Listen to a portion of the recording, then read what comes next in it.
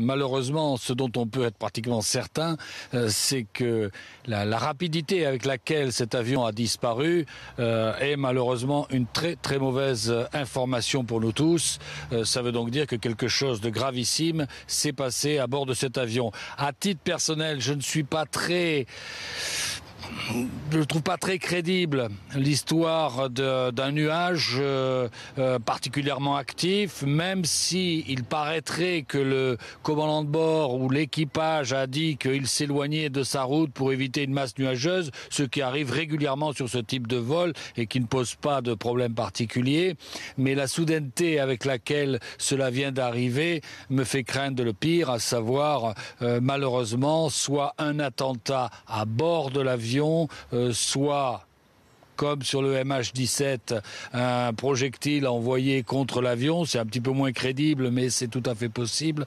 Je pense qu'il est urgent de trouver les pièces et je n'arrive pas à croire que, en ce moment, plusieurs heures après, on n'ait pas encore trouvé les morceaux. Ça me paraît un petit peu pas très crédible. Dont on dispose, Jean Serra, la piste, l'hypothèse d'un missile semble pourtant s'évanouir.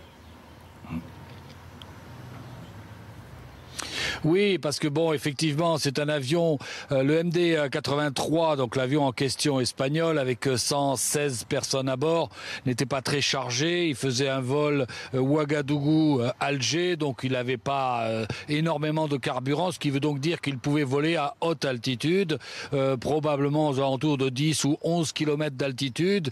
Alors effectivement, pour abattre un avion à 10 ou 11 km d'altitude, il faut du matériel particulièrement sérieux, chargé sur des véhicules terrestres. Ce n'est plus un missile que l'on peut porter sur l'épaule, qui ont des portées d'à peu près 4-5 km maximum.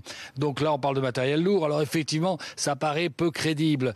Maintenant, ça peut être un attentat, une bombe à bord, ça peut être des tas de choses comme cela. Je ne crois pas trop, je vous dis franchement, à l'hypothèse météorologique. C'est une région que je connais bien, toute l'Afrique. Le front intertropical est actif en ce moment, effectivement, mais au point de détruire un avion, j'ai du mal à le croire.